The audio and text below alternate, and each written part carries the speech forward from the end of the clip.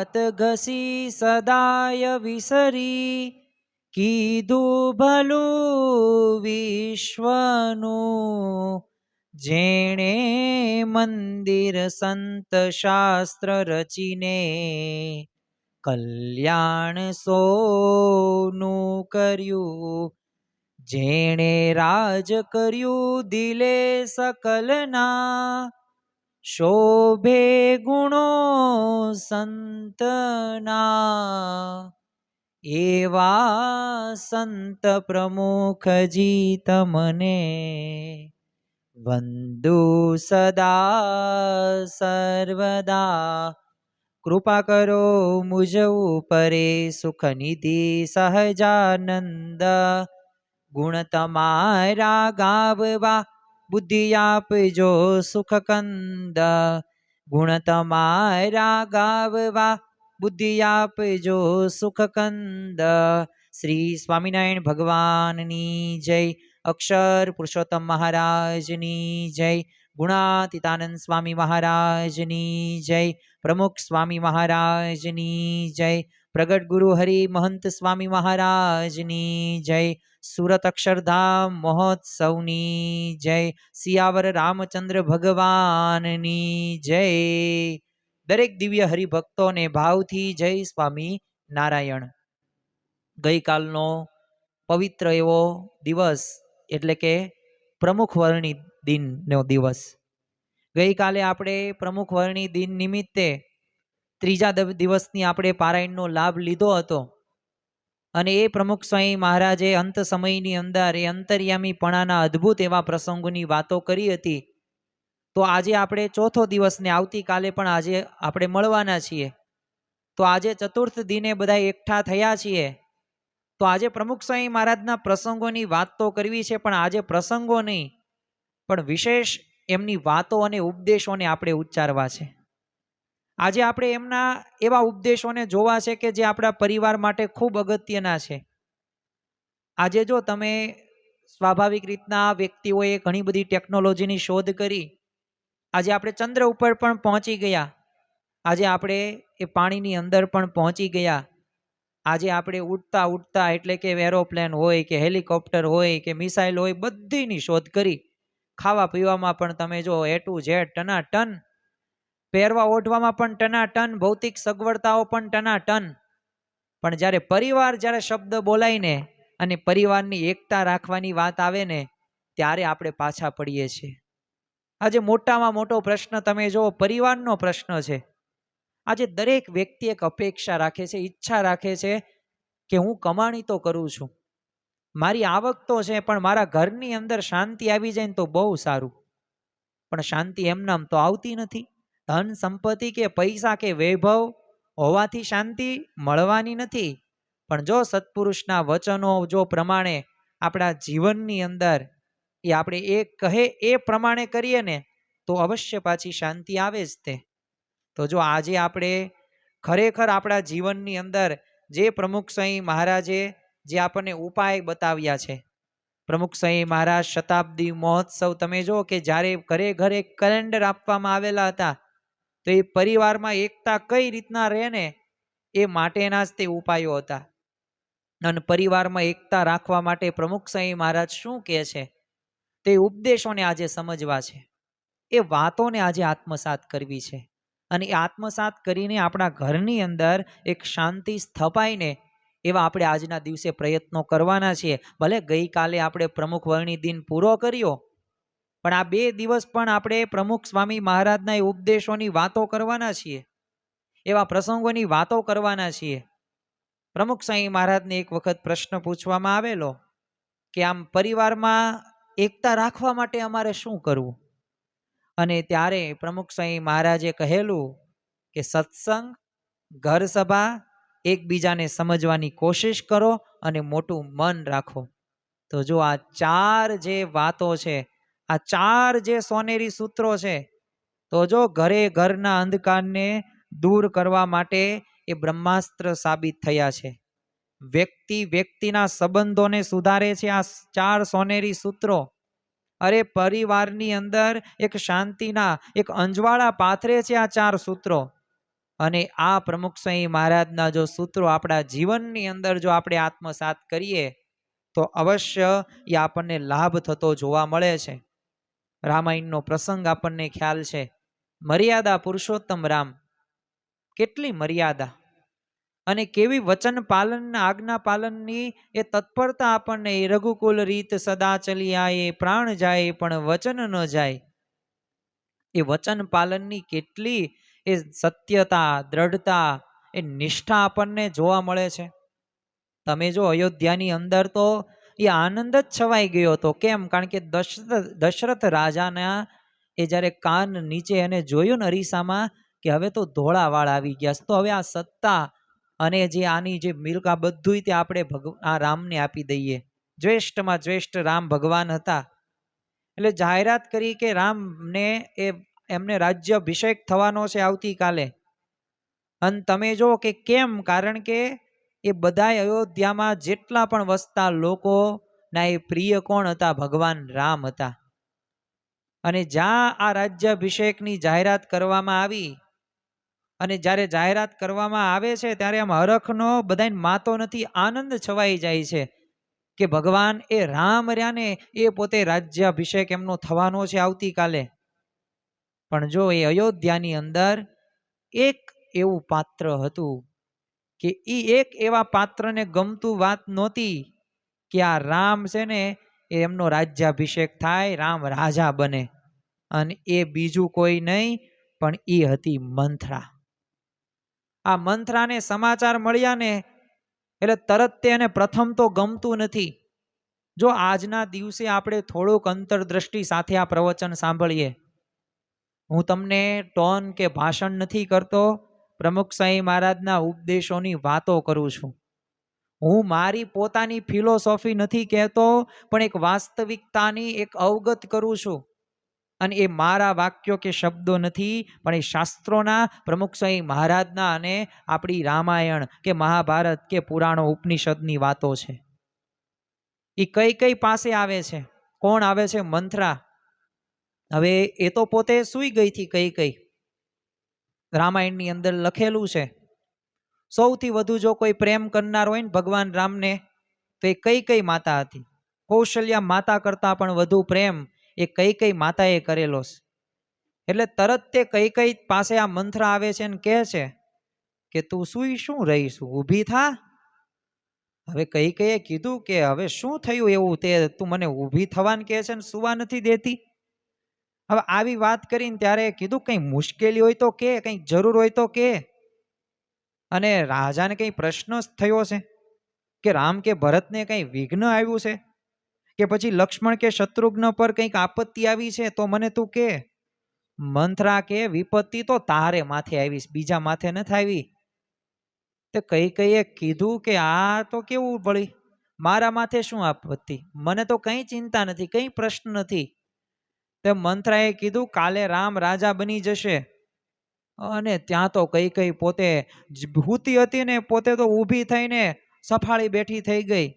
અને આનંદથી આમ કઈ કહીએ છે ને ગળામાં જે આમ હાર પહેર્યો હતો ને આમ સાચા મોતીનો હાર હતો, તરત મંથરાના ગળામાં એ ખુશાલીને વધામણી આપી દીધું. પહેલાના સમયની અંદર તો આવી રીતે જ્યારે રાજા મહારાજાઓ રાજી થાય ને એટલે જે અમૂલ્ય એમની પાસે ભેટ હોય ને એ આપી દે. જેમ સદગુરુ બ્રહ્માનંદ સ્વામીને પણ એ જો આખી સોનેથી મઢવાનો વિચાર વજેશી બાપુએ કરેલો ને મઢ્યા, પણ આ તો એ સોની હતા ને સત્સંગી હતા કે આ નવું ટપકું ક્યાંય થયું, આ કયો નવો ધર્મ આવ્યો. પણ પછી આપણને ખ્યાલ છે કે એમાં જોનારા ઝડપાઈ ગયા ને એમ લાડુ દાનજી કવિ લાડુ દાનમાંથી એ બ્રહ્માનંદ સ્વામી પોતે બની ગયા. 4 સંકલ્પો, એની વાત અત્યારે નથી કરવી. પણ જો આ પ્રકારે વધામણી પહેલાના સમયની અંદર થતી હતી અને જ્યાં તે સોનાનો એ જે સાચા મોતીનો હાર હતો એ પહેરાવે છે અને કીધું કે આટલા સારા સમાચાર આપવા બદલ તો હું તને જો આ ભેટ આપી શકું. હવે આટલો બધો સ્નેહ ભાવ એ કઈ કઈ શ્રી રામ પ્રત્યે હતો. અને એ જ કઈ કઈની મતી અડધો કલાકની અંદર બોલો મંથરા સાથે જે વાર્તાલાપ થયો, કુસંગીના શબ્દો, કુસંગી સાથે રહેવો. જો ખરાબ મિત્રો સાથે રહેવાથી આવી જ પરિસ્થિતિઓનું નિર્માણ થાય છે. અને જો અડધી કલાકની અંદર એ જે પ્રેમ હતો, ઉત્સાહ હતો, સ્નેહ હતો રામ ભગવાન પ્રત્યે, બધોય બદલાઈ જાય છે. અને એક સુખી પરિવારની એક રામાયણ રચાઈ ગઈ. એક આનંદ સુખ શાંતિથી હરિયા ભર્યા એ કલોલતા એ પરિવારને કોણે છિન્ન ભિન્ન કરી નાખ્યા? આ કોઈ એક પરિવારની વાત નથી, લાખો કરોડો પરિવારોની સમસ્યા છે. આજે ધનના પ્રશ્નો નડતા નથી, માણસને કમાઈ શકે છે. આજે આર્થિક રીતે અસ્થિરતા નથી, વ્યક્તિ પોતે પૈસો કમાય છે. આજે ભૌતિક સગવડોમાં કંઈ ખામી નથી. રાજા મહારાજાઓ જે જીવન નહોતા જીવતા ને, એના કરતાં પણ આપણે સારું એવું જીવન એ અત્યારે જીવીએ છીએ. પ્રશ્ન ક્યાં છે? પ્રશ્ન સુવિધા કે કોઈ ધન કે પૈસામાં નથી. પ્રશ્ન તો તે છે કે આપણા પરિવારની અંદર અશાંતિ છે ને, એના મૂળની અંદર આપણે એવા સિદ્ધાંતો આપણા જીવનની અંદર આત્મસાત કર્યા નથી. આપણે પ્રમુખ સ્વામી મહારાજના વચન પ્રમાણે આપણે વર્તતા નથી. પછી આપણા જ પ્રશ્નો છે કે હવે ઘરમાં કેમ આવું ચાલે છે? ઠેર ઠેર આજે મંથરાઓ છે, કઈ કઈઓ છે. એટલે શું? ઠેર ઠેર કુસંગ છે, મિથ્યા મોહ છે બધોય. અને પરિવારમાં એકતા અને શાંતિનું મરણ નોતરે છે. તો જો પારિવારિક એકતા માટે એ પરિવારમાં પરસ્પર એ સાચા પ્રેમની આવશ્યકતા છે આજે. એટલે જ તે જો મહંત સ્વામી મહારાજ પણ આપણને કહે છે કે ઘરમાં છે ને દિવાલો રહીને એ સંપથી આપણે બનાવીએ. ઘરના બધાય સભ્યોને આપણે અક્ષરધામના મુક્તો સમજીએ, તો ક્યારેય તે આપણને વ્યક્તિ પ્રત્યે ઈર્ષા ન રહે. કઈને જો શ્રી રામ પ્રત્યે પ્રેમ હતો, પણ સાચો પ્રેમ નહોતો, અપેક્ષા સહિતનો પ્રેમ હતો. એટલે જો અંતરનો કુસંગે પ્રેમને બદલે ઘૃણા પેદા કરી શક્યો. માત્ર આ એક નહીં, અસંખ્ય પરિવારનો જો આજે સંજોગોમાંથી આ પસાર થવું પડે છે. રોજ અસંખ્ય પરિવારો આ સંજોગોમાં ભડકે બળે છે. અને કેટલી સમસ્યાઓના એક ગંજ છે ને ખડકાય છે.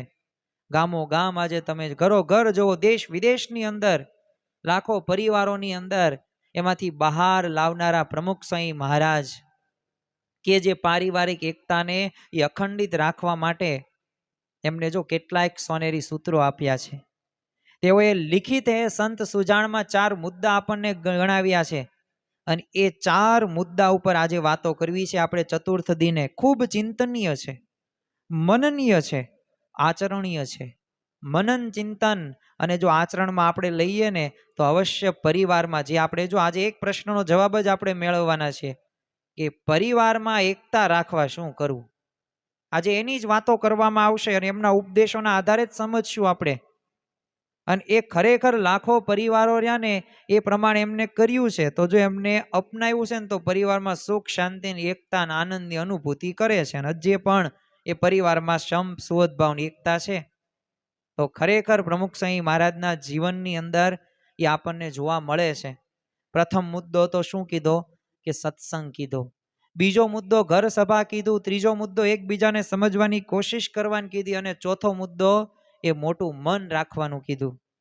જો સત્સંગ અને ઘર સભા રહીને એ આપણા જીવનનું એક મહત્વનું અંગ છે.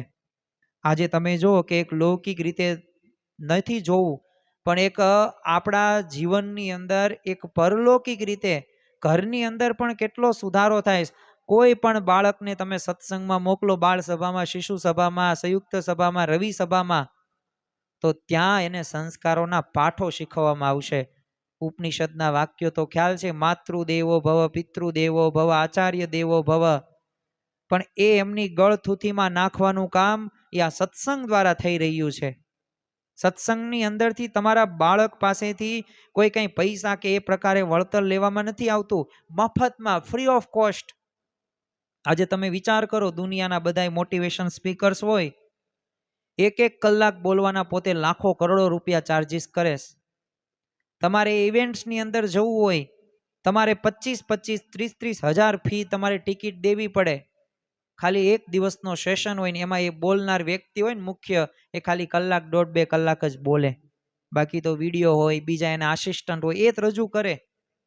તો તમને ફ્રી ઓફ કોસ્ટ તમને સત્સંગથી મળે છે.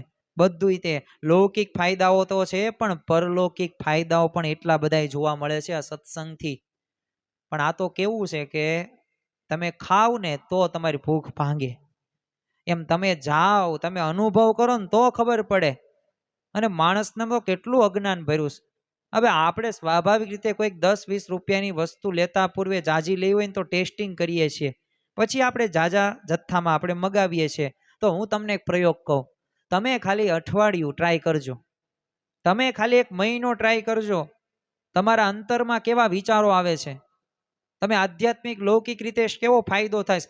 લેખ નોટ બનાવો, 1 પિન પેજમાં તમે લખો કે આ વારે હું આ સભામાં ગયો, આટલું શીખવા મળ્યું, આનાથી આમ થાય આમ થાય. પછી તમે એના ઉપર મનન ચિંતન કરજો. તમે જે ભગવાનને માનતા હોય, તમારો બાળક સંસ્કારની દ્રષ્ટિએ આગળ વધે છે, એ જ મોટામાં મોટી વાત કહેવાય.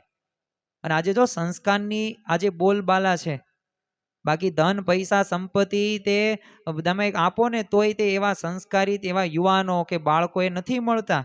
તો એ આ જો સત્સંગથી મળે છે. એટલે આધ્યાત્મિક એક સંજીવની એ આ સત્સંગ છે. અને એટલે દિવ્ય ઔષધિ જે અંતરના અંધકારને ટાળે છે. અંતરનો અંધકાર એટલે કયો? અહંકાર. પરિવારની જો એકતાને તોડનારા મોટામાં મોટું જો પરિબળ હોય તો અહંકાર છે. આમ તો પરિવાર નહીં, દુનિયાની અંદર દરેક જગ્યાએ આ અહંકાર નડે છે. એટલે જ યોગી બાપા એક એવું વાક્ય કહે છે માન બાબતે, કે માન રે માન એ સુપ્રિડેન્ટેન્ટ પ્રકૃતિ છે.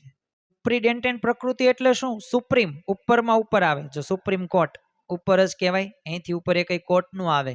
એમ સુપ્રીમ એટલે અહંકાર, માન. માન જ બધાને બગાડ્યા છે. માનના લીધે જ પ્રશ્નો છે આજે ઘરની અંદર, કે મને પૂછા વગર 100 રૂપિયા ચાંદલો કેમ કરાવ્યો? ભાઈ 100 રૂપિયા તારે શું 10 કલાકની શાંતિ હણવી છે? મને પૂછ્યા વગર ગઈ કેમ? તે ગઈ, પણ ક્યાં ગઈ? ગામમાં શાકભાજી લેવા ગઈશ ભાઈ. આવા નાના નાના પ્રશ્નો, સંબંધોમાં પ્રશ્નો, જાવું ક્યાં, નો હું પહેરવું, હું ઓઢવું, ભાઈ જાવા દો ને. જે હોય તમે શા માટે આવ્યા છો આ લોકની અંદર, થોડોક તો ધ્યેય સામે નજર રાખો. પણ માયાવી જીવ આપણે નાના નાના પ્રશ્નોમાં આખી જિંદગી બરબાદો કરીએ છીએ. જવા દો ને, ઢોળાઈ ગયું ઢોળાઈ ગયું, શું થઈ ગયું? આમય ઢોળાવાતું ને આમય ઢોળાઈ ગયું. પણ ના, તે ઢોળ્યું કેમ દૂધ, તે ઢોળ્યું કેમ ઘી? તે શું તમે કોઈ દિવસ ઢોળ્યું જ નથી? આવા નાના નાના પ્રશ્નોની અંદર માથાકૂટ કરવાની ન હોય. જે કામ કરવાનું છે ને એ કરવાનું છે આપણે. પણ જો દ્રષ્ટિ નથી, અહંકાર ભરેલો છે. એટલે અહંકારના લીધે છે ને પોતાની વાતને જો તમે જો દુર્યોધન જેમ છે ને માણસ પકડી રાખે છે. અને હું સર્જાઈશ? રામાયણ નથી સર્જાતી, મહાભારત સર્જાઈશ. અને અહંકારને કાબુમાં લાવવાનો ઈલાજ કયો? સત્સંગ. જેટલો સત્સંગ કરીશું એટલો અહંકાર ઓછો થશે. થોડાક દિવસ પૂર્વે તે મહંત સ્વામી મહારાજ સારંગપુરની અંદર વિરાજમાન હતા. તો ત્યારે ઝાલાવાડમાં જય જયકાર એ થીમ ઉપર એક વાત કરવામાં, આખો રજૂઆત કરવા સુરેન્દ્રનગરના બધા યુવક મંડળ દ્વારા, એ બધું સંયુક્ત મંડળ દ્વારા એક રજૂઆત કરવામાં આવેલી હતી. તો પછી મહંત સ્વામી મહારાજે એ બધી રજૂઆત પૂરી થઈ, પછી આશીર્વચનનો સમય આવ્યો. અને એ આશીર્વચનની અંદર મહંત સ્વામીમાં જે એક્શન સાથે કીધું, હાથ પહેલા તો નીચે કર્યો. અને શું વાત કરી કે આ સત્સંગનું જેટલું જ્ઞાન, એ ઊંડાણ જેટલું તમે કરશો ને એટલા તમારામાં અવગુણ રહ્યાની દેખાશે. તો જો આ સત્સંગ કરીએ ને તો આપણામાં અવગુણ કેવો? અહંકાર. એ અવગુણ આપણે જોઈ શકે છો કે આ ઘરની અંદર આ થાય છે, વાત તો સાચી. તો જો પરસ્પર નમાશે એટલા આપણા પારિવારિક પ્રશ્નો ઓછા થશે. જેટલો સત્સંગ કરીશું એટલો ભગવાનનો મહિમા સમજાશે, પ્રાપ્તિનો વિચાર આવશે, એમના કરતાપણાનો વિચાર રહેશે. તો એટલા આપણા પ્રશ્નો ઓછા થવાના જ છે. અને જેટલા આપણે આત્મા રૂપે વર્તવાના છીએ તો એટલા તો પ્રશ્નો ઓછા થશે જ તે. કારણ કે કરવાનું શું છે? એક જ કરવાનું છે, નિજાત્માનમ બ્રહ્મરૂપમ દેહત્રિ વિલક્ષણમ, કે હું આત્મા છું, હું દેહ નથી. આ બધાય સગા સંબંધીઓ રહ્યા ને દેહના છે, આત્માના કોઈ સગું નથી. તો આ પ્રકારની સમજણ તમને આ સત્સંગથી આવશે. અને સત્સંગ જો સાચી રીતે થાય ને તો કાયમી શાંતિ આપે. વ્યક્તિ છે ને નિરપેક્ષ રહીને તે અખંડ આનંદિત રહી જ શકે છે. એટલે ઘર રહ્યું ને એ ખરેખર મંગલ બની રહે.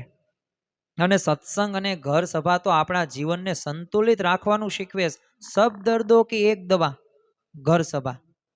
પરસ્પર એકબીજા સાથે જો પ્રીતિનો સેતુ રચાવે છે. તમે જો કે આપણા જીવનની અંદર એવા ઘણા બધા આપણે હરિભક્તોને મળ્યા હશું, સ્વાનુભાવો આપણે પણ સાંભળ્યા હશે, અનુભવ્યા હશે કે ઓહો એના ઘરની અંદર આટલી બધી શાંતિ કેમ છે? નિયમિત રવિ સભામાં કેમ આવે છે? આ નિયમિત આખો પરિવાર કેમ સેવા કરે છે? તો શું એમના ઘરે આર્થિક રીતે પ્રશ્નો નહીં હોય? શું એમના ઘરે દૈહિક રીતે કંઈ રોગમાં પ્રશ્ન નહીં હોય? શું એમને કંઈ જરૂરિયાત હશે જ નહીં? બધું મળી ગયું એમને? નહીં, ન્યાય પ્રશ્નો છે જ તે. પણ એ સત્સંગ, એ ઘર સભા કરીને એના લીધે બધાય પ્રશ્નો સોર્ટ આઉટ થઈ ગયા. ઘર સભા જુઓ તો ખરી, 15-20 મિનિટ સમૂહ ભોજનની વાત કરે છે. પ્રમુખ સ્વામી મહારાજ ખાલી એક ટાઈમ કરવાનું કેસ, બોલો એક ટાઈમ ન કરી શકીએ? એક ટાઈમે આપણે જમવા બેસીએ, 15-20 મિનિટ 25 મિનિટ બેસીએ તો એ આપણને વાતો આમ બીજાને બધા ખાતા હોય દર્શન થાય. આપણે સાથે સાથે થોડીક ચર્ચાઓ કરીએ, જમતા જમતા જો થાય. બાકી એમ જો પાયે તો આપણો દીકરો હોય ને તોય પાયે જ બેહતો, આપણે દાગો જ ભાગે છે. આ અત્યારની સમયની પરિસ્થિતિ છે. તો જો આ ઘર સભા, સમૂહ ભોજન, સમૂહ આરતી, આ બધાયથી એક જોડાણ થાય છે, એક ભગવાનનું એક દેવત્વ આવે છે, ઘર એક તીર્થ મંદિર બને છે. પ્રમુખ સ્વામી મહારાજે જે ત્રીજી કલમ કીધી, કઈ કીધી સૂત્ર? એકબીજાને સમજવાની કોશિશ કરીએ. ઘર સભા અને સત્સંગ બાબતે આપણે વાતો કરી કે આપણા જીવનમાં આવશે, પણ કરીશું તો પાછું યાદ રાખવું. કારણ કે જે ભગવાનને પામી શક્યા છે ને એમને કરેલું છે. એમને વાતો નથી કરી, મોટી મોટી ભાષણો નથી કરી, એમના જીવનમાં એ લાવ્યા છે, એટલે પોતે ભગવાનને પામી શક્યા. તો એમ સત્સંગને ઘર સભા કરીએ તો લાભ થાય. બીજું, આપણે એકબીજાને સમજવાની કોશિશને સમજીએ, કારણ કે કોશિશ કરીશું તો જ તે આપણને ખ્યાલ આવશે કઈ રીતે શું કરવાનું છે આપણે. તો ઘરની એકતાને ટકાવવા માટે જે આ ત્રીજું સૂત્ર રહ્યું ને એ બહુ અગત્યનું છે. મૂળ અનાદિ અક્ષર મૂર્તિ ગુણાતીતાનંદ સ્વામીએ બીજા પ્રકરણની 61મી વાતની અંદર કીધું છે કે જેટલો છે ને બીજાને સમજાવવાનો આગ્રહ છે ને એટલો પોતાને સમજવાનો હોય ને, અને જેટલો બીજાને વર્તવાનો આગ્રહ છે એટલો જો પોતાને વર્તવાનો આગ્રહ હોય ને તો કાંઈ કસર રહે નહીં. પણ એવરી ઇન્ડિયન ઇઝ ફિલોસોફર, દરેક ભારતીય તત્વચિંતક છે, એની પાસે સલાહ સૂચન હોય જ તે. કે વિરાટ કોહલી કે વૈભવ સૂર્યવંશી કે એને જે બોલ નાખ્યો છે આ ફાસ્ટ બોલરે, કે એને કટ કરવાની જરૂર હતી, એને થોડુંક છે ને રિવર્સમાં થોડુંક આમ સ્ટોપ કરાય અમુક વખત, તો આઉટ ન થાય. કેવી સલાહ સૂચન આપણી પાસે. બાકી સિઝનનો બોલે આપણે જોયો નથી, બોલો 40-50 વર્ષ થઈ ગયું. કેટલા ગ્રામનું આવે છે ને એ નહીં ખબર હોય, પણ જો કાંઈ ખબર પણ તોય તે સલાહ સૂચન દેવાય ને આપણને ટેવ હોય. પણ એમ આપણે પણ આપણી જાતને સલાહ સૂચન દઈએ કે ભાઈ તારી આ ભૂલ છે. કારણ કે બીજાને સમજાવવાનો આગ્રહ છે તો પોતે સમજવાનો હોય તો કંઈ કસર ન રહે ને. કુટુંબમાં પ્રશ્ન કેમ થાય? આ પણ આપણે એક મોટામાં મોટો પ્રશ્ન છે ને, કારણ કે સમજવું પડશે. આજે આપણે ભેગા થયા છીએ ચતુર્થ દિને, તો શ્રીજી જે પ્રમુખ સ્વામી મહારાજે, શ્રીજી મહારાજે સમજણો આપેલી છે. એ કુટુંબમાં પ્રશ્ન કેમ થાય? તો પહેલા તો છે ને પોતે પોતાની થોડીક સમજવાની કોશિશ કરવાની છે. કારણ કે ઘરમાં જે પ્રશ્નો ઊભા થાય ને એમાં હું કેટલો કારણભૂત છું, મારા લીધે કેટલો પ્રશ્ન થયો. એક ભાઈએ છે ને કીધું કે મારો છોકરો છે ને મારું સાંભળતો નથી. તે છોકરો કે એ મને સત્સંગમાં આવીને વાત કરે છે ને, પણ એ તો બીડીઓ પીવે છે. હવે એ ભાઈને સમજવું પડે કે મારી ભૂલો, મારો સ્વભાવ કે મારી પ્રકૃતિ કેવા છે.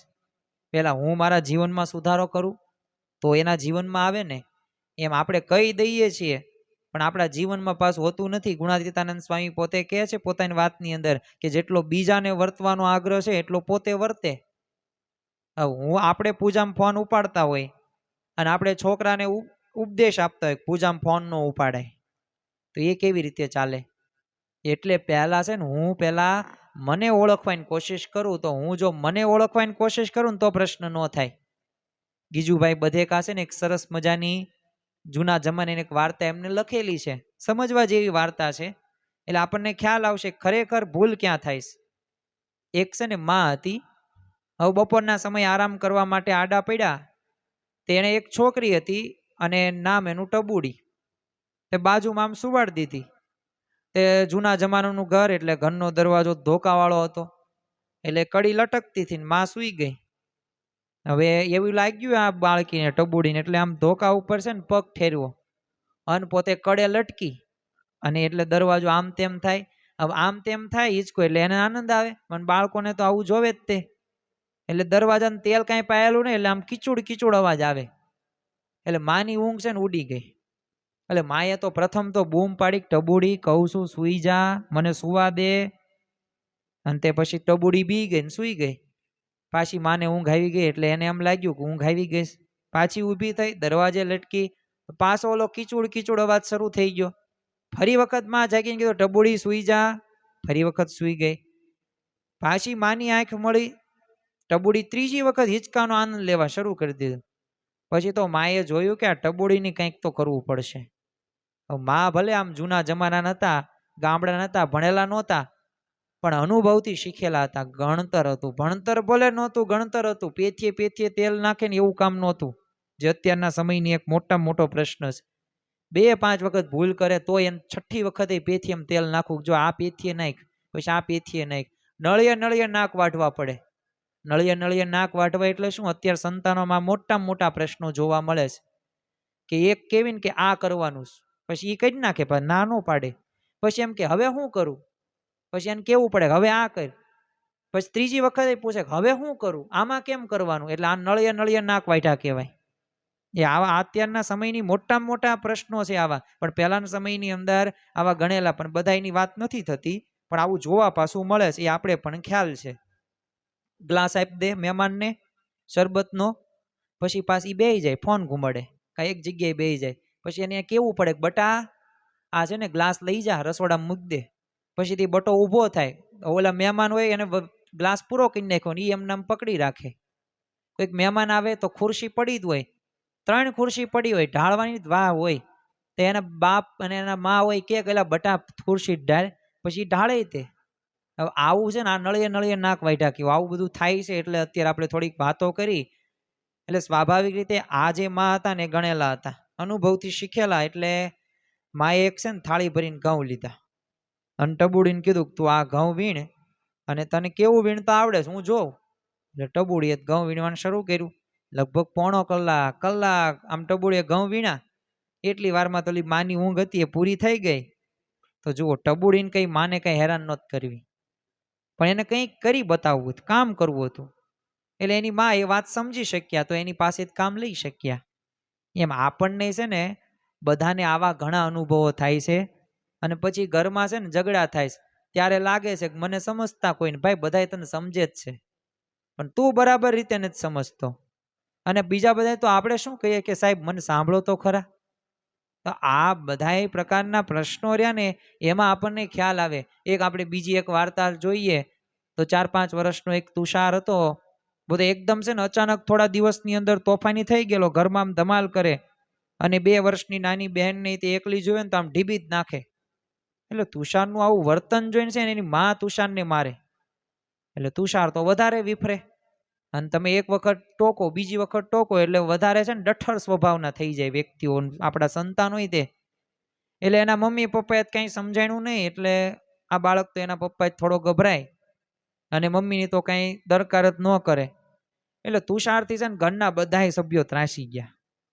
એટલે દાદીમાએ એવું કહ્યું કે મારે છે ને આ ઘરમાં રહેવું નથી, આ રોજ આ છોકરાને એટલો બધો ત્રાસ. એટલે મને તારા છે ને ભાઈને ઘરે તું મૂકી જા, મારે અહીંયા હવે રહેવું નથી. હવે આવો પ્રસંગ બન્યો ને એટલે તુષારના માતા પિતાને થયું કે આ છોકરાને થયું છે શું, આપણે કંઈક તો કરવું જોઈશે. એટલે હે ને એ લોકોએ સ્કૂલમાં પ્રથમ તો તપાસ કરી કે આમ સ્કૂલમાં આનું વર્તન કેવું છે. તે શિક્ષક કે સ્કૂલમાં તો એકદમ નોર્મલ છે વર્તન. તમે તમતાર જો પેપર જો, રિઝલ્ટ જો, બધાય સારા જ માર્ક્સ આવે છે બધા વિષયની અંદર. તેના શિક્ષક હોશિયાર હતા. એટલે એને બધી વિગતો જાણીને પૂછ્યું કે તમારા આમ ઘરમાં આમ કેટલા સંતાન છે. તે આ અમને કીધું કે મારા ઘરમાં છે ને 2 સંતાન છે, એક આ તુષાર ને એક એની નાની બહેન. એટલે બીજો પ્રશ્ન પૂછ્યો તમારે એવું થાય છે ખરું કે નાની બહેન ઉપર વધારે હેત રાખો છો અને આ તુષાર ઉપર ઓછું હેત રાખો છો? હવે સ્વાભાવિક છે કે ઘરમાં નાનું સંતાન હોય તો એની ઉપર વધારે હેત થાય જ તે.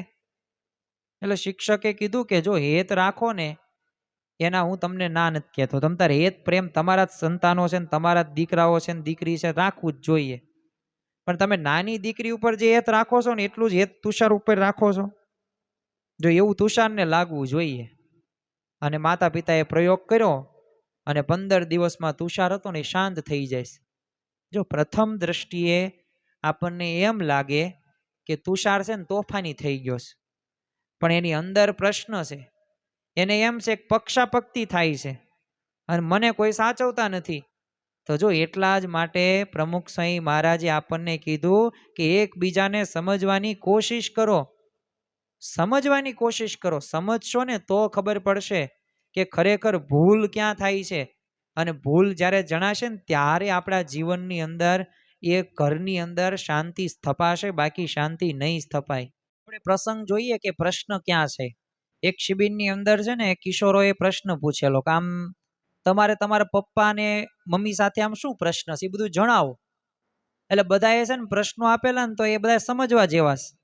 અને એ જો આપણા સંતાનો, કિશોરો, યુવકોને આવા જ પ્રશ્નો છે. હવે કિશોરે શું કીધું કે અમારા છે ને મમ્મી પપ્પા અમને આખો દિવસ એમ જ કહ્યા કરે છે કે ભણ ને વાંચ, અને અમે 15 મિનિટ આમ થોડાક રિલેક્સ થઈએ નહીં ને એટલે તરત તે પોતે કહી જ દે, ભાષણ શરૂ જ કરી દેશે. અને તરત ટોકવા જ મળે છે કે આમ કરીને આમાં તા પછી મજૂરી કામ જ કરવું પડશે ને. અને બીજું કે અમારી શક્તિ નથી કે અમારી પાસેથી એને વધુ પડતી પોતે અપેક્ષા રાખે છે કે તું ડોક્ટર થાન, એન્જિનિયર થાન. અમને આ વાતનો છે ને બહુ કંટાળો આવે છે. અને વધી પડતી તે બહુ તે નકરી સૂચનાઓ તે દે કરે છે. અને કીધું કે હવે આટલા સમજણા થયા તો હવે કરો. હવે નાની નાની વાત હોય ને, રસ્તો ક્રોસ કરતા હોય તો આમ ધ્યાન રાખજે, લાઈટ આવે તો આમ ન કરતો ને આવું ન કરતો, નાની નાની સૂચનાઓ ટક શરૂ જ હોય છે નકરું. અને એટલી એમ તો કહે જ છે કે મોટા થઈ ગયા તોય તે બધી કાંઈ સમજ તો પડતી નથી. એટલે અને બીજું કે નકરી છે ને અમુક યુવકો એવું લખેલું કે નકરી સરખામણીઓ જ કરે છે. અને કાયમ એમ જ કહે છે કે જો આ પાડોશીના દીકરા જો, તું સંતાન જો, છોકરી કેટલા ટકા લાવે છે અને તું કાંઈ કરતો જ નથી, કાંઈ ઉકાળીશ જ નહીં. હવે આવી જ વાતું કરે છે. અને પછી તો એ અમારા જ્યારે કોઈ સગા સંબંધી આવ્યા હોય ને ત્યારે બધાય વચ્ચે ઉતારી પાડે અને તરત ટોકે પાછું અમને. અને બીજું તે ગમે ત્યારે તે કોઈક વાત રાત વહેલા મોડું કંઈક થાય ક્યારેક એવું બહાર જવાનું હોય તો એમ જ કે ક્યાં ગયો હતો, મોડું કેમ થયું, કોની સાથે હતો, કેમ કીધું નહીં. નકરા આવા ટેક જ કરે છે. હવે આવા પ્રશ્નો બધા હતા. જો આપણે અત્યારે આ પરિસ્થિતિ જોઈએ ને તો આવું જ ચાલે છે અત્યારે. અને બીજી એક શિબિરની અંદર માતા પિતાને પૂછવામાં આવેલું કે આમ તમારે આમ સંતાનો સાથે શું પ્રશ્નો હોય છે. તો આપણે એ પણ થોડુંક જોઈ લઈએ એટલે વિશેષ ખ્યાલ આવે કે ખરેખર પ્રશ્ન ક્યાં થાય છે. તો એ પોતે માતા પિતાઓએ લખેલું કે જો અમે છે ને કાંઈ પણ થોડો આગ્રહ કરીએ ને એટલે એક જ વાત કરે કે ઘર છોડીને ભાગી જઈશ. બીજી વાત એવી કરે કે હવે તમે છે ને જૂના જમાનાના થઈ ગયા અને અમે આ કોમ્પ્યુટર યુગમાં આવી ગયા છે, એટલે અમારી વાત છે ને સ્વીકારવા તૈયાર જ નથી થતા. અને ઘણી વખત તો ફીના પૈસા છે ને બીજે વાપરી નાખે છે. અને સ્કૂલમાંથી ને કોલેજમાંથી મહિના 2 મહિના પછી કાગળ આવે ને કે તમારી ફી કેમ નથી ભરી, ત્યારે અમને ખબર પડે છે ને એ ફીના પૈસા તમારા છોકરા જ વાપરી નાખે છે બીજી જગ્યાએ. પછી હિસાબ માંગીએ ને તો એ અમારા ઉપર શંકા કરે છે, એવું કહે છે. અને પછી તો એકે અમુક એવું લખેલું કે નવું લેવાનો જ નકરો વિચાર કરે છે અમારા સંતાનો નકરા. અને અમે ખર્ચા એટલા કરી નથી શકતા તોય તે એ બધું અટકવાન કેવી તો એમ જ કે તમને અમારા ઉપર કંઈ પ્રેમ જ નથી. તો આવું તો ઘણું બધું મા બાપે એમના સંતાનો પ્રત્યે એ લખેલું. એટલે આમ કહેવાય ને બંને બાજુ પક્ષકારો આપણે કહી શકીએ, પ્રશ્નો સાચાય છે, ખોટાય છે. પણ પછી કિશોરન પ્રશ્નો સાંભળીને છે ને આપણને કેવું લાગે કે એમના પ્રશ્નો સાચા છે. મા બાપના પ્રશ્નો સાંભળીએ તો એમના પ્રશ્નો સાચા છે, ખોટા સાચા જ લાગે. હવે આવા પ્રશ્નો છે ને પતિ પત્ની, સાસુ વહુ, ભાઈ ભાઈ બહેન, બહેનો વચ્ચે, ક્યારેક મિત્રો વચ્ચે થાય છે કે નથી થતું, થાય છે ને દેખાય પણ છે. તો શું કરવું? તો પ્રમુખ સ્વામી મહારાજનું ત્રીજું સૂત્ર, એકબીજાને સમજવાની કોશિશ કરીએ. એકબીજાને સમજવા આપણે પહેલા આપણી જાતને સમજવી પડશે. તમે 6 કરો ને તો તમને 6 દેખાય, ઓલા 9 દેખાય. એ 9 6 કરે તો તમને 9 દેખાય, ખરેખર એને 6 જ કર્યો છે. એમ તમે તમારા સ્થાનથી જઈને એ સ્થાને આવો, એ તમારા સ્થાન ઉપર આવે એટલે માતા પિતા પોતાના સંતાન બાજુ જાય, સંતાનો એ માતા પિતાની એ જગ્યાએ ઊભા રહે તો ખ્યાલ આવે, તો સમજી શકે. તો જો આપણે છે ને પહેલા આપણી જાતને સમજવી પડશે કે હું મારો અહંકાર મુખ્ય રાખીને એવી ક્રિયા તો નથી કરતો ને. મારો વિચાર, મારો આદર્શ, મારો આગ્રહ એ સામેના પક્ષ ઉપર આમ ઠોકી બેસાડવાનો પ્રયત્ન નથી કરતો ને. તો જો ભગવાન સ્વામિનારાયણે પંચાળના 3જા વચનામૃતની અંદર કીધું છે કે પોતાની ભૂલ ન દેખે ને એ તો મૂર્ખ છે. તો ઘરમાં ઝઘડાનું કારણ હું નથી થયો ને તો આપણે એ વિચાર કરવાનો છે. પત્નીને સમજાવવા છતાંય જો નિયમ ધર્મ પાળતા નથી પણ હું શું 100% નિયમ ધર્મ પાળું છું કે પછી છૂટછાટ લઈ લઉં છું? હું લસણ ડુંગળી ખાતો હોય, મારા ધર્મપત્નીને એમ કહું કે લસણ ડુંગળી ખવાય નહીં, ભગવાન એ ગંધથી દૂર રહે છે, એકાદશીનું વ્રત કરવું જ જોઈએ, પરમ આદર થકી કરવું જોઈએ, બહુ ફળ મળે, હજારો ગાયોનું દાન કરે ને એવું ફળ મળે.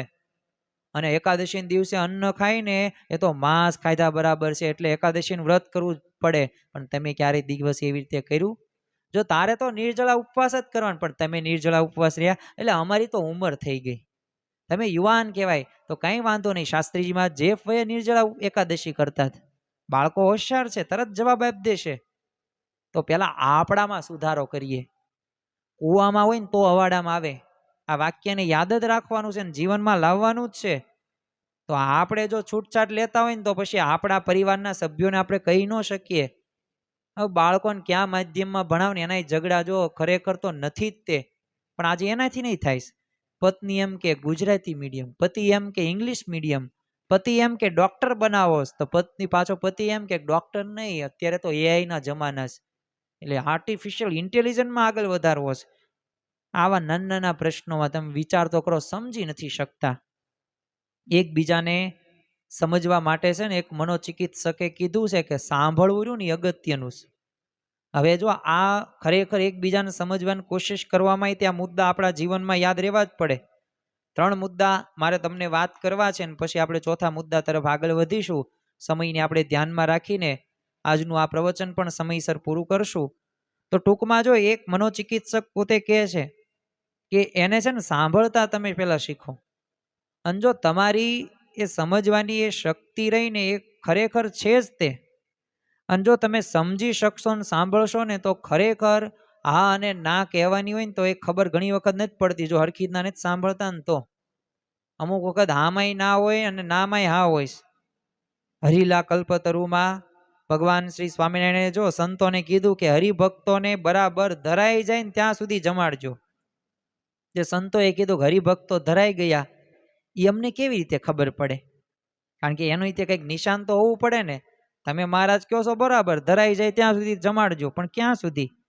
સ્વામિનારાયણ ભગવાને સરસ મજાની વાત કરી કે હરિભક્તો નામ પીરસવા જાવ ને ત્યારે પૂછો કે જોઈએ છે, તો આમ હાથ ઊંચો કરીને નથી જોઈતું એમ કે ને, અને થાળી ખુલ્લી હોય ને તો પીરસી જ દેવાનું. એ લાડવા હોય જે તમારે કંસાર જે પીરસી જ દેવાનું, પૂછવાનું નહીં. અને જો ફક્ત ખાલી આંગળી હલાવીને ના પાડે ને તો એને પીરસી દેવાનું, અને ખાલી આમ માથું હલાવે તો એને આપી જ દેવાનું, એમાંય વિચાર નહીં કરવાનો. પરંતુ મને આપશો નહીં એવી આમ સિંહ ગર્જના કરે ને ત્યારે માનવાનું કે એ ભાઈ ધરાઈ ગયો. કારણ કે બહાર જાવીને બધા બેઠા હોય ને ત્યારે આપણે માન મર્યાદા બહુ આપણે રાખીએ, એટલે વધારે દાળ ભાત ન ખાઈએ, વધારે લાડવાય ન લઈએ. આમ તો રસના છે ને વાટકા આપણે 10 ખાઈ જતા હોય, પણ બાજુમાં આપણા સગા સંબંધી બેઠા હોય ને તો આપણે 3 વાટકામાં પૂરું કરી દઈએ, બાકી 10ની કેપેસિટી હોય જ તે. પણ ત્યાં આપણને શરમ આવે. પણ જો ત્યારે જો આવી રીતે મહારાજે વાત કરી તો જો નામાંય હા હોઈશ, આમાંય ના હોઈશ, એટલે સમજવા માટે છે ને સાંભળવાની કળા શીખવી પડે. આપણે જે કંઈ પણ સાંભળીએ છીએ જો કેવળ કાનથી નથી સાંભળતા, કાનથી સાંભળીએ ને શબ્દનો 10% જ ફાળો. શબ્દ સાથે ધ્વનિનો કઈ રીતે શબ્દ બોલાય છે એનો પણ મહત્વનો હોય. કાંઈ વાંધો નહીં, ભૂલી ગયા ને એ બોલ્યા ને એમાં ઘણું બધું કહી દીધું. ઘણી વખત આપણે કંઈક પ્રસંગ હોય ને કોઈકને કહેવાનું ભૂલી જવાય, કારણ કે આપણે બહુ વ્યસ્તતા હોય અને વ્યસ્તતાના વચ્ચે આપણે ભૂલી જતા હોઈએ.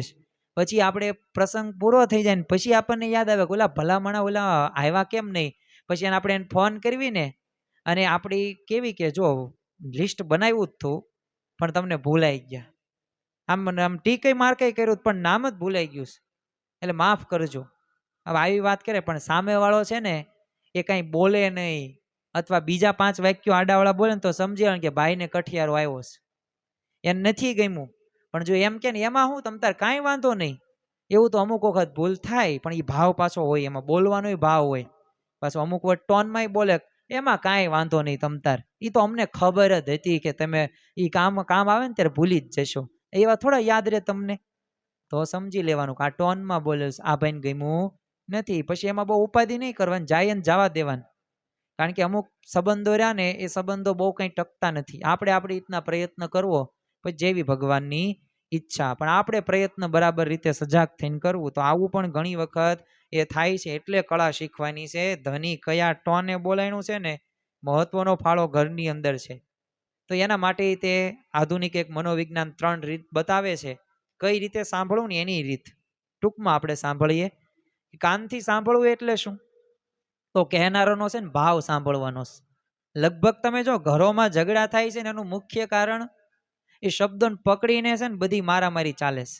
બહુ શબ્દો પકડી રાખી, આને આમ કેમ કીધું, પણ એની પાછળ કહેવાનો ભાવાર્થ શું છે?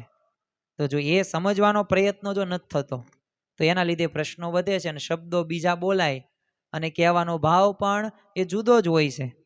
તો આ પ્રશ્ન થાય છે ઘણી વખત. જો આપણા માતા પિતા આપણને કહે કે તમે મોડા કેમ આવ્યા છે, આવવાનું કારણ શું? તો આ એમાં એમનો ભાવ છે. તો એને જો બરાબર રીતે આપણે સાંભળીએ, કારણ કે એ પોતે કંઈક ભાવ, એને કંઈક દયા, એની લાગણી, એનો હેત છે તમારા પ્રત્યે, ચિંતા કરે છે. બીજું આંખથી પણ સાંભળવાનું આવે છે. હવે આંખથી સાંભળવું એટલે શું? વર્તન સાંભળવું. એ ભાઈ કેવું વર્તન કરે છે. ઉત્તરાયણના આગળના દિવસે તમે જો યુવાન છોકરાને બોલાવીને કહીએ કે આવતીકાલે છે ને 12 વાગ્યા સુધીમાં આ કામ થઈ જવું જોઈએ, પછી એ છોકરો હા કહે ને રૂમનું બારણું જોરથી બંધ કરે ને, તો એની પરથી ખબર પડી જાય કાલે કામ થશે કે નહીં થાય. તો એ છે ને આંખથી સાંભળવું જોઈએ. એટલે એનું વર્તન સાંભળવાનું છે. આપણે 11 કે 11:30 કે 12 વાગે ઉઠ્યા હોઈએ અને પછી આપણે નાહવા જઈએ ને એ વખતે ગરમ પાણીની ડોલ બાથરૂમમાં જે રીતે મુકાય અને એની છાલક ઉડે ને, તો આંખથી સાંભળવી પડે કે હું 12 વાગે ઉઠ્યો ને, એ કોઈને ગમ્યું નથી. તો જો આને આંખથી સાંભળવું કહેવાય. જો એક આપણે હૃદયની લાગણી પણ સાંભળવી. હવે આપણું છે ને નાનું બાળક બીમાર હોય અને આપણે મળવા જઈએ ત્યારે પપ્પા કહીને પડખું ફરી જાય, તો એનું દુઃખ સાંભળવાનું, કારણ કે એને અતિશય દુખે છે. એ પોતે એમ કહેવા માંગે પપ્પા તમે મારી પાસેથી દૂર ના જાઓ, અમારી પાસે રહીને મને હૂંફ આપો. તો આપણે જો બહાર કામકાજ માટે જતા હોય અને સામે દાદા મળે ને કે બેટા જરા આટલું મારું કામ કરી આવીશ, તો એ વખતે છે ને હૃદયથી એની લાચારી સાંભળવાની છે. એ શ્રવણે આ કર્યું હતું. જો શ્રવણ એના માતા પિતાના હૃદયથી સાંભળેલા હતા. ભગવાન સ્વામિનારાયણ પણ પોતે કહે છે કે જીવનભર માતા પિતાને સાંભળવા તત્પર રહેવું. તેઓએ માતા પિતાને જો શુશ્રૂષા કરવી એમ શબ્દ વાપર્યો છે. શિક્ષાપત્રીની અંદર પણ તમે જો કે ટીકામાં શુશ્રૂષાના 3 અર્થ કરવામાં આવ્યા છે. કે માતા પિતા પ્રત્યે પૂજ્ય ભાવયુક્ત લાગણી. વડીલોને તે વૃદ્ધાશ્રમમાં જો માન આદરની એ અપેક્ષા રહે છે. હવે આ વૃદ્ધાવસ્થાની માંગ છે ને એમને પૂજ્ય ભાવ હોવો જોઈએ. અને એટલે સ્વામીશ્રી આગ્રહ રાખે છે કે માતા પિતાને પંચાંગ પ્રણામ કરવા. દર બાળ સભાની અંદર શિશુ સભામાં કહેવામાં આવે છે પંચાંગ પ્રણામ કરો. અન્ય લોકોની ઉપસ્થિતિમાં એનું ગૌરવ જળવાય રહે ને એવું વર્તન, એવી રીતભાત રાખો. બીજો મુદ્દો તે એવો છે કે તેમને સગવડ આપો. અવસ્થા પ્રમાણે સગવડની અપેક્ષા હોય એ સ્વાભાવિક છે. અવસ્થા થઈ ગઈ એટલે ખાવું પીવું બેસવું વગેરે એમને કાંઈ અનુકૂળતા હોય તો એ રીતે થોડીક સગવડ સચવાવી જોઈએ. પણ એ બીજી બાજુ પાછું એ ધ્યાન રાખવું કે માતા પિતાએ બહુ અપેક્ષા બહુ ન રાખવી. હવે જાતિ જિંદગી હોય, 10-12 વર્ષ હોય, હવે 60-70 વર્ષની ઉંમર હોય ને તમે ફરમાઈશું કરો કે આજે દાબેલી બનાવજો, ઢોસા છે ને મહિને જ બનાવ્યા નથી, તો આ કઈ જીભના ચટકારા નથી કરવાના. જે મળે એ ખાઈ લેવાનું હોય, ઘરમાં બનાવવાના જ છે. તોય તે નવી પેઢી છે, ખાવા પીવામાં બધા રશિયાત છે અત્યારે તો આપણને જોવા મળે જ છે. એટલે તમે જો ખાવા પીવામાં બધું બરાબર જ જોઈએ, મળે જ છે. તોય તે હવે તમે મનમાં ઈચ્છાઓ રાખો ને પછી બોલો આડું તો પછી ખીચડીને કઢી હરખી મળે નહીં, દૂધ ન મળે, સાસમાં પછી રોડવું પડે. તો એના કરતાં શાંતિથી ભજન કરો, ભક્તિ કરો. જો મહંત સ્વામીમાં 40 વર્ષ મોળા મગ ને પરવળનું શાક ને બ્રોકલી ખાતા હોય, તમે ક્યાં મોળું જમોસ? તમને એમના કરતાં સારું મળે. તમે અનાદિ અક્ષર બ્રહ્મનો અવતાર છો નથી ને, જીવ છો ને સામાન્ય. ગુણાતીતાનંદ સ્વામી તેમ જો બાજરાનો રોટલો ને છાશ ને મીઠું જે જમતા. તો થોડુંક બહાર આવીએ. સર્વેન્દ્રિયાણી જીતાણી રસના વિશેષ જીતાય. બધી ઇન્દ્રિયોને જીતવી પણ રસના ઇન્દ્રિય રહે ને વિશેષ કરીને જીતવાની મહારાજે આજ્ઞા કરીશ. અને એના કરતાં આગળની થોડીક વધારે વાત એ છે કે એમનો સ્વભાવ સહન કરવો. કારણ કે અવસ્થા પ્રમાણે છે ને વ્યક્તિનો સ્વભાવ બદલાય. ક્યારેક સ્વભાવ છે ને ઉતાવળિયો ચીડિયો થઈ જાય, એ સમયે સ્વભાવ સહન કરવો ખૂબ અઘરો પડે છે. અને વ્યક્તિની જો પ્રકૃતિને ઓળખીને એની જો મર્યાદાને સ્વીકારી લેવી પડે ને, એ જ મોટામાં મોટી આપણી કહેવાય સારી સમજણ કહેવાય. હવે પ્રેશર કુકરમાં સીટી ન વાગે તો આપણે કંઈ પ્રેશર કુકરને ફેંકી નથી દેતા, સીટી સરખી કરાવીએ છીએ. તો સ્કૂટર એક કિકથી ચાલુ ન થાય, એ આપણે 5 કિક મારીએ છીએ. તો એમ છે ને, એની સાથે એડજસ્ટ થઈને ચલાવી શકીએ તો ફાયદો થાય. તો આપણા જીવનની અંદર આ પણ થોડુંક એડજસ્ટ થઈએ, અનુકૂળ થઈએ તો અવશ્ય આપણને લાભ થાય. તો એ રીતે વ્યક્તિ સાથે પણ એની મર્યાદા સમજીને થોડુંક એડજસ્ટ થઈએ. તમારી ઉંમર આવશે, તમે બોખા થશો ને ત્યારે તમને તે એવા ગુવારના શાક નહીં ભાવે, તમને પણ એવા મોણ વગરના રોટલા નહીં ભાવે. અને જો જેવું કરશો ને એવું પામશો. તમે તમારા માતા પિતાની સેવા નથી કરી તો તમને જાતિ જિંદગીએ દુઃખ થવાનું. હું શ્રાપ નથી દેતો, તમને બધા સાચવશે જ તે, પણ આ તો ભગવાનને સંત કહે છે, શાસ્ત્રો કહે છે. તો એ પ્રમાણે આપણે જીવનમાં થોડાક ઉપકારો સામે જોઈ લઈએ તો પણ આપણને ખ્યાલ આવે કે એ માતાએ આપણને 9 મહિના ગર્ભમાં રાખ્યા છે. એટલું જ નહીં, એ ગર્ભમાં પોતાની બધી ક્રિયાઓ કરેલી છે. કેટલી પીડા, સૌથી વધુ દુઃખ પ્રસૂતિનું કહી શકાય. તો એ દુઃખ આપણી માયા સહન કર્યું છે. એ બાપે આપણી દરેક પ્રકારની જવાબદારીઓ એ આપણી સંતોષી છે. પોતાએ કહેવાય ને કે સ્વાભાવિક રીતના પોતાના શોખ હોય, સગવડતા હોય, એનું નથી પરવા કરી અને તમને બધી વ્યવસ્થા કરી આપી છે. તમે ભણ્યા કે ન ભણ્યા, તમે આગળ વધ્યા કે ન વધ્યા, પણ તમારામાં ઇન્વેસ્ટમેન્ટ જોરદાર કર્યું છે તમારા બાપે. અને એ બાપ તરીકે તમે જ્યારે થશો ને ત્યારે તમને ખ્યાલ આવશે. તો ખરેખર આપણા જીવનમાં થોડીક સમજવાની ભાવના રાખીએ, થોડીક એવી સમજણો કેળવીએ તો લાભ થવાનો જ છે. આ જ સાચો પ્રમુખ વર્ણિત દિનનો ઉત્સવ છે. તો જ સાચો ઉજવો કહેવાય. પ્રમુખ સાંઈમાં અંતરથી રાજી થશે કે આપણે જો એમના ઉપદેશો પ્રમાણે જીવન જીવ્યા, એક કીધું એમ કર્યું ને તો લાભ થશે જ તે. વિચાર તો કરો કે એક નાનો બાળક કે જેને માતા પિતા 24 કલાક એની હાજરીમાં છે, એ અનુભવ કરો તમે. 2 દિવસ ટ્રાય કરજો 24 કલાક જાગવાનું, સતત એક જગ્યાએ વૃત્તિ રાખવાની અને પાછું બધું કામ કરવાનું. તો એ કરો ને ત્યારે ખ્યાલ આવે, એમનામ કીધે ખ્યાલ ન આવે. તો એમ અનુભવ કરો, ઘરનું કામકાજ કરો, ખબર પડે. એટલા વિશે હો થાય. પછી તમારા ધર્મપત્નીને કટુ વચનો કહેજો, તમ તાર ના નથી પાડતો, પણ એ જ્યારે અનુભવ કરશો ને ત્યારે જો લાગણી એને સમજવીને આ જ છે. સમજવાની કોશિશ કરવી એટલે આ જ તે, આમાં કંઈ શરમ રાખવાની જરૂર નથી. અને ચોથો જે મુદ્દો આપણે જે સમજી લઈએ ટૂંકમાં, મોટું મન રાખો. જે વાત આપણે પ્રશ્નથી શરૂઆત કરેલી કે પરિવારમાં એકતા રાખવા શું કરવું, તો સત્સંગ ઘર સભાની વાત કરી, એકબીજાને સમજવાની કોશિશની વાત કરી, અને મોટું મન રાખવાની હવે વાત આપણે કરીએ. તો પારિવારિક એકતા માટે, સંપ ટકાવી રાખવા માટે પ્રમુખ સાહેબ આજે આ સૂત્ર આપ્યું છે, મોટું મન રાખવું. પ્રમુખ સાહેબ આજે આપણને સમજાવ્યું છે કે મોટું મન રાખવું એટલે ધીરજ રાખવી, ઉદારતાથી માફી આપવી. નિષ્કાંત સ્વામીએ જો કીર્તનમાં ગાયું છે ને, ધીરજ સમ નહીં ધન રે સંતો, ધીરજ નહીં સમ નહીં ધન, આવે અર્થે દોહલે ધન રે સંતો, એ ધીરજ સમ નહીં ધન. એ કષ્ટ કાપવાનો છે કુહાડો, એ વાઢે વિપત્તિના એ વન રે, ધીરજ સમ નહીં ધન રે સંતો, એ ધીરજ સમ નહીં. ધીરજ રાખો. ઘરની અંદર, પરિવારની અંદર કોઈક વ્યક્તિ કંઈક બોલી જાય છે તો એને કંઈક ઉદ્વેગ થયો, કંઈક મનની અંદર એવો ક્રોધ આવ્યો, કંઈક એવો સ્વભાવ આડો આવ્યો, ત્યારે તમને એવું કીધું છે. એનો એવો ઉદ્દેશ કે ભાવ નથી. આપણને જો અફસોસ જ દર વખતે થાય અમુક વખત કરવાથી. તો વિપત્તિનું ભલે ને મોટું જંગલ ઉગી ગયું હોય, પણ ધીરજ કુહાડીને જેમ બધું કાપી નાખે છે. એમ બેંકમાં છે ને પૈસાનું બેલેન્સ હોય તો કેવી શાંતિ રહે, તેમ મગજમાં ધીરજનું બેલેન્સ રાખવું પડશે. એમ સત્સંગના વિચારોથી થઈ શકે. જો નાની નાની વાતમાં એ આંકડા ઉતાવળા થઈ જઈએ ને તો વાત બગડી જાય છે.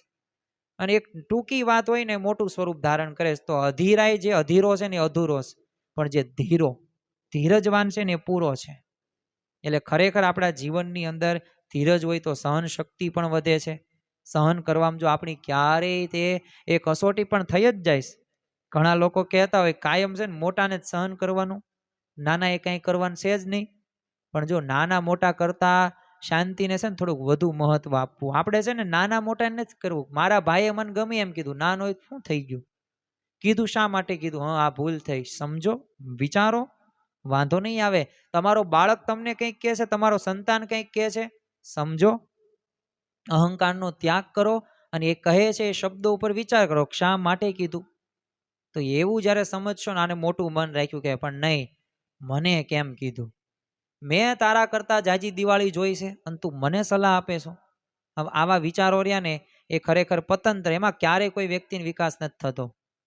એટલે આવા બધા શબ્દોને છે ને આપણે સાઈડમાં કરીએ અને માફી માગી લઈએ. માફી માગીએ, ભાઈ રે આપણા દુઃખનું કેટલું જોર, નાની એવી વાતનો મચાવીએ નહીં કલશોર.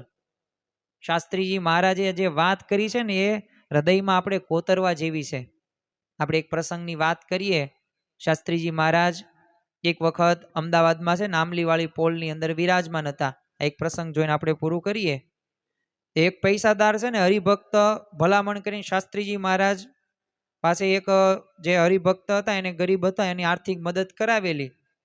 તો સ્વામીશ્રીના કહેવાથી પૈસાદાર હરિભક્તે મદદ પણ કરેલી, પણ ગરીબ હરિભક્તે સમય થયો ને તોય પૈસા પાછા નો આપ્યા. એટલે પૈસાદાર હરિભક્તને તમો ગુણ આવી ગયો અને આંબલીવાળી પોલની અંદર શાસ્ત્રીજી મહારાજ બિરાજમાન હતા. તે ખરાબ શબ્દોથી અપમાન કરે છે, નો બોલવાનું બોલે છે, પણ શાસ્ત્રીજી મહારાજ એક પણ શબ્દ બોલતા નથી અને બસ હાથમાં માળા જ ફેરવે છે. જેમ તેમ બોલીને ઓલો પેલો હરિભક્ત જતો રહ્યો, પણ ઘરે ગયો ને પછી પોતાની ભૂલનો પસ્તાવો થયો. પાછો દોડતો દોડતો પાછો આંબલીવાળી પોલની અંદર આવે છે અને શાસ્ત્રીજી મહારાજના ચરણોની અંદર ઢળી પડે છે અને માફી માગે છે. તે શાસ્ત્રીજી મહારાજ કીધું કે કોણ શું ખોટું કરે છે અને ખરાબ કરે છે એવો ઉધારનો ચોપડો અમે રાખતા જ નથી. જે સારું કરે છે એના જમાનો જ ચોપડો રાખીએ છીએ. એટલે અમે તમારી ભૂલ જોતા જ નથી. એટલે તમારી કાંઈ ભૂલ નથી, તમારે કંઈ માફી માંગવાની જરૂર નથી. એમ છે ને આપણે છે ને જમાનો ચોપડો રાખવો. જેટલું કાંઈ સારું એ કરે છે ને એનો વિચાર રાખવો. આપણા ધર્મપત્ની આપણા માટે સારું કર્યું ને એનો વિચાર રાખવો. એ ક્યારેક આડોડાઈ કરીને એનું ધ્યાન ન રાખવું. એ તો એના સ્વભાવ પ્રકૃતિને આધારિત વર્ત્યા છે. અને જો એને ધ્યાન રાખશો ને તો છૂટાછેડા સુધી પહોંચી જશે પ્રશ્ન. અને આજે અમુક પ્રશ્નો પહોંચે છે ને એના મૂળની અંદર આ જ છે, પકડી રાખે છે. પણ એવું પકડી રાખે છે ને મૂકવાનું નામ જ નથી લેતા. પણ આપણે જો શાંતિ પરિવારમાં રાખવી હશે તો આ ધ્યાન રાખવું જ પડશે. થોડોક આપણે વિચાર કરીએ આપણા માતા પિતાનો, થોડોક આપણે વિચાર કરીએ આપણી બહેનનો, ભાઈનો, પરિવારના સભ્યોનો. તો એ વિચાર જ્યારે કરશું ને મહિમાની દ્રષ્ટિ રાખીએ, ગુણ ગ્રાહક દ્રષ્ટિ રાખીએ, મન સ્વયંમાં જેમ કે એમ કે દિવ્ય ભાવના એ ગુણ ગ્રાહક દ્રષ્ટિથી આપણે બધાને જોવાના છે. બધા એમાં અભાવ ગુણ હોવાના, મારામાં, તમારામાં, આપણા સર્વ કોઈમાં, પણ બધા એમ પાછા ગુણ છે. તો યોગી બાપા કે એમ થાતા થાબડા જે હોય ને તો એ મને અવગુણ ન આવે, એમ ઘરમાં બધા તે જોડાયેલા હોય તો ઘરમાં શાંતિ રાખવા માટે આ પ્રમુખ સ્વામી મહારાજે જે આપણને ઉપદેશો આપ્યા એના ઉપર થોડોક વિચાર કરીએ. તો મન ઉદાર રહે, ભૂલ થઈ હોય તો માફી આપી શકાય. તો આને મોટું મન રાખ્યું કહેવાય. તો ખરેખર આપણા જીવનની અંદર જે આ 4 સૂત્રો છે એ 4 સૂત્રો આપણા જીવનની અંદર આપણે આત્મસાત કરવાના છે. જો સત્સંગ, ઘર સભા, એકબીજાને સમજવાની કોશિશ કરવી, મોટું મન રાખીશું ને તો અવશ્ય લાભ થશે થશે ને થશે જ. તે ફરી વખત એકની એક વાત હું તમને 5મી વખત કહું છું કે આ જ સાચો પ્રમુખ વર્ણી પર્વ છે, આ જ સાચી ઉજવણી છે. તો આજના દિવસે આપણે સર્વ કોઈ ન માત્ર સાંભળવા ખાતર, ન માત્ર આપણે મજા આવી એટલે સાંભળવું એમ નહીં, એક સંકલ્પ સાથે ઊભા થઈએ કે અમારા જીવનની અંદર તમે મળ્યા એટલે હવે બીજું અમારે કાંઈ મેળવવાનું બાકી નથી રહ્યું, પણ તમે જે ઉપદેશો આપ્યા ને એ ઉપદેશો અમારા જીવનમાં અમારે આત્મસાત કરવા. અમે રવિ સભા કે બાળ સભા કે ઘર સભા કે સત્સંગ કે એકબીજાને સમજવાની કોશિશ કરવી કે મોટું મન રાખવું, આ તમે જે ઉપદેશો આપ્યા છે ને એ પ્રકારે અમારે આ પ્રમુખ વર્ણિત દિન ઉજવવો છે. એ પુષ્પના એ ગુચ્છો અમારે એવો હાર બનાવો છે કે એનાથી તમે રાજી થાવ અને તમારી આજ્ઞા પ્રમાણે જીવન જીવવું છે. તો આજના દિવસે આપણે સૌ કોઈ સાથે મળીને પ્રાર્થના કરીએ કે વિશ્વમાં, ઘરની અંદર, પરિવારની અંદર, ગામો ગામ બધી જગ્યાએ શાંતિ આવે. તો આ જ ઉપદેશો આપણે બીજાને પણ કહીએ, આ ઉપદેશો આપણા જીવનમાં પણ આવે અને આના લીધે પરિવારની અંદર શાંતિ સ્થપાશે. આના લીધે જ તે આપણે એક આધ્યાત્મિક માર્ગે, લૌકિક માર્ગે બધા તે ક્ષેત્રની અંદર આપણે આગળ વધી શકીશું. તો એવી ભગવાન અને સંત પાસે એવી આપણે પ્રાર્થના કરીએ અને એ માટે આપણે છેલ્લે ધૂનમાં જોડાઈએ.